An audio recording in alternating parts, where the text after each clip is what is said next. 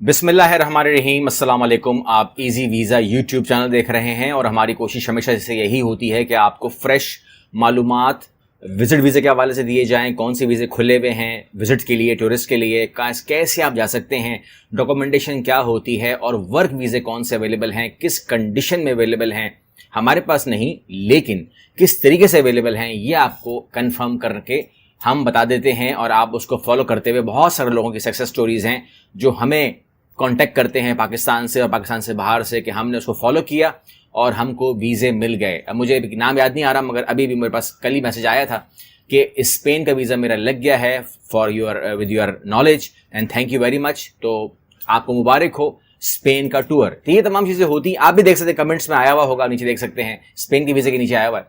तो ये चीज़ें जो हैं ये हो रही होती हैं और आज मैं बात करने जा रहा हूँ एक सवाल को लेकर है और सवाल बहुत कीमती है आप लोगों के लिए। उसके अंदर मैं आपको एग्जाम्प्ट केसेस भी बताऊंगा, स्पेशल कंडीशंस भी बताऊंगा, कौन लोग उसमें आते हैं कौन लोग नहीं आते। कोई कहेगा मेरा चाचा, कोई कहेगा मेरा मेरा मेरा दोस्त, कोई कहेगा मैं खुद। तो वो तमाम चीज़ें किस तरीके से होती हैं मैंने आपको तमाम चीज़ें सामने रखनी है। सवाल ये बनता है कि क्या फ्रेश पासपोर्ट के ऊपर मेरा यूरोप का वीज़ा लग सकता है या नहीं लग सकता है। अब ये सवाल जो है ये इतना सादा नहीं है कि मैं आपको बोलूं कि लग सकता है और मैं इतना सादा भी नहीं कि मैं बोलूं नहीं लग सकता है। ये दोनों बातें ही गलत हो जाएंगी क्योंकि इस सवाल को जवाब देने के लिए आपको तमाम एस्पेक्ट कवर करने पड़ेंगे ताकि एक सुनने वाले को समझ में आए कि मैं कहाँ फॉल करता हूं, कि मैं किस कैटेगरी में हूं, मैं उसमें आता हूं कि नहीं आता हूं। अगर आता है तो लग सकता है, नहीं आता तो नहीं लग सकता। इस तरीके से आपने उसे कंफर्म करना है। बात को समझ जाएंगे, पूरी सुनेंगे तो क्लियर हो जाएगा। और जितने लोग भी सवाल कर रहे हैं, बार बार कर रहे हैं, हर वीडियो में कर रहे हैं, और यूरोप की वीडियो हो या कोई भी हो, ये सवाल जरूर आता है कि मेरा पासपोर्ट तो फ्रेश है, मेरे लिए क्या हुक्म है। तो वो तमाम लोगों के लिए जो भी उन लोगों का हुक्म है वो सुन लीजिए। वो ये है कि फ्रेश पासपोर्ट के ऊपर आपको वीज़ा देते हुए बहुत ज़्यादा उनको एहतियात करनी पड़ती है। वो एहतियात क्या होती है इस वीडियो में कवर हो जाएगी।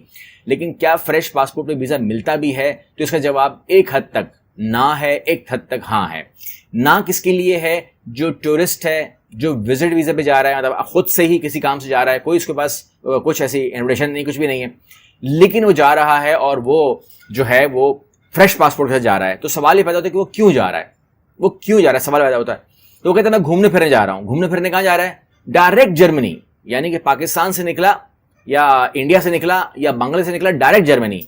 देखें जर्मनी या यूरोप कहाँ पर है? यूरोप एक कॉन्टिनेंट है, एक बर्रे आजम है और एशिया एक बर्रे आजम है। आपका ताल्लुक जो है, जिनसे मैं बात कर रहा हूं, जो मेरी बात समझते हैं, दे पीपल आर एशियंस। अब वो इंडिया से हों, बांग्लादेश से हों, पाकिस्तान से हों, दे आर एशियंस। तो एक टूरिस्ट को, एक विजिटर को ये साबित करना पड़ता है कि आई एम अ टूरिस्ट, ठीक है ना। यानी कि आप कोई भी अगर जॉब भी लेते हो तो एक्सपीरियंस कुछ मांगते हैं आपसे। वो कहते हैं जी आप अब आए हो हमारे पास, आपको कितने अरसे एक्सपीरियंस है? आप कहते हैं 1 साल का, 2 साल का। इस तरीके से यूरोप कहता है कि अगर आप टूरिस्ट हो तो आपने अपने एशिया के अंदर कितने मुल्क देख लिए। फॉर एग्जांपल एक पाकिस्तानी सवाल करेंगे, क्या मलेशिया गए एशिया के अंदर, क्या थाईलैंड गए, क्या सिंगापुर गए, क्या श्रीलंका गए, मतलब जो कुछ भी, नेपाल गए।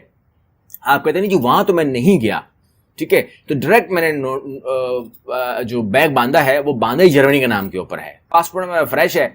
मान ले मुझको आप टूरिस्ट और मुझे जाने दें। तो टूरिस्ट कैसे मान लें? आपका पासपोर्ट कह रहा है कि ये झूठ बोल रहा है, गलत बयानी कर रहा है, और आप आ जाते हैं एक सस्पिशियस केस के अंदर, जिसको हम कहते हैं कि यार ये बंदा जो है ये जा तो रहा है टूरिस्ट के रूप में, लेकिन है ये बहरूपिया, क्योंकि वहां पर ये कारनामा दिखाएगा, पासपोर्ट फाड़ देगा या पासपोर्ट फेंक देगा या पासपोर्ट जो है वहां पर ये असाइलम क्लेम कर लेगा या ये वहां पर लेट जाएगा, जिस तरह वहां पर होता है कि जी मुझे डॉक्यूमेंटेशन डाल देगा एंड सो ऑन।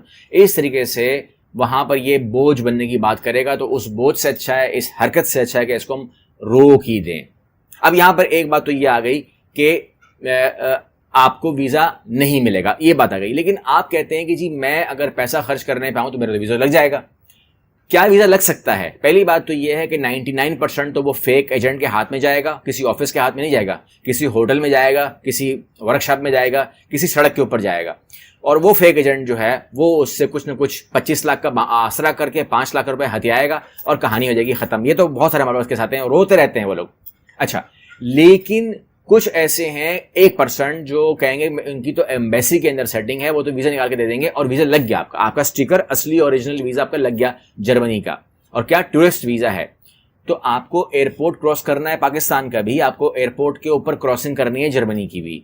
तो पाकिस्तान के ऊपर जब यही बातें आपसे FIA पूछेगी क्या जवाब दोगे, और जब यही बातें आपसे वहां पूछेंगे तो क्या जवाब दोगे? क्योंकि अब आप बोलेंगे, जो लोग एक्सपर्ट हैं, जो जानते हैं मुझे और जो ये बातें जानते हैं कि काउंटर सेटिंग के हवाले से भी आप लोग कुछ ना कुछ बातें सुनते होंगे। काउंटर सेटिंग के अंदर आप जर्मनी कभी उतरे होंगे तो आपको पता होना चाहिए कि जर्मनी में एक काउंटर तो है नहीं, वहां पे तो काउंटर बहुत लगे हुए हैं। फिर आप कहेंगे सर काउंटर नंबर बताया जाता है।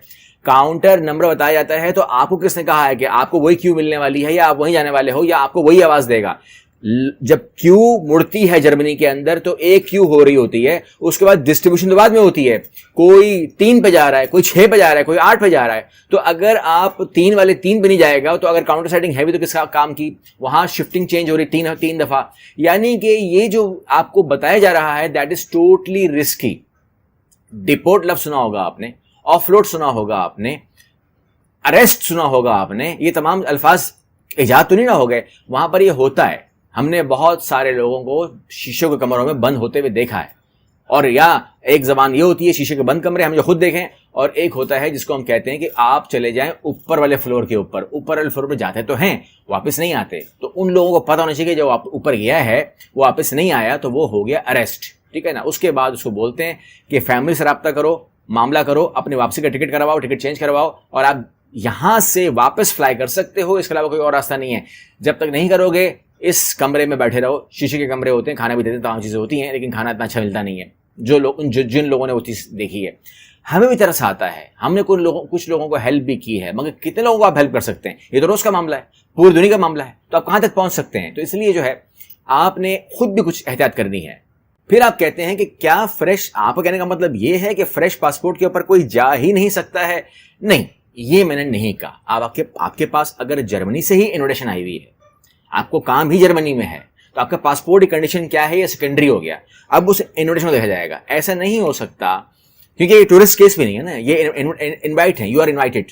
अब आप इनवाइट हैं जर्मनी में तो जर्मनी जाओगे ना। अब ये तो नहीं हो सकता कि आपको मैं बोलूं पहले आप मलेशिया से होकर आओ या सिंगापुर से होकर आओ। जहां आपको लिखा हुआ है उसी पर फैसला होगा, क्योंकि जो काउंसलर बैठा हुआ है, वीजा ऑफिसर बैठा हुआ है जर्मनी एयरपोर्ट के ऊपर, वो एक सवाल तो लाजमी करेगा ना, 4-5 सवाल करेगा, मगर एक सवाल तो लाजमी करेगा, यहाँ क्यों आए हो?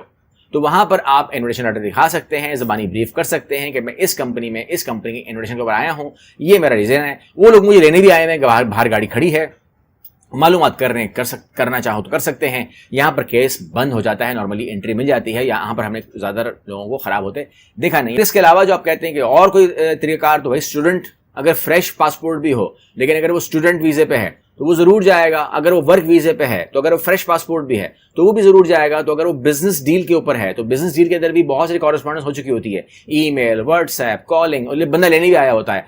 आपकी कंपनी से मुझे डील है, मुझे आपसे मशीन खरीदनी है। अब मुझे मशीन खरीदनी जर्मनी में है, मैं सिंगापुर से क्यों होके आऊं?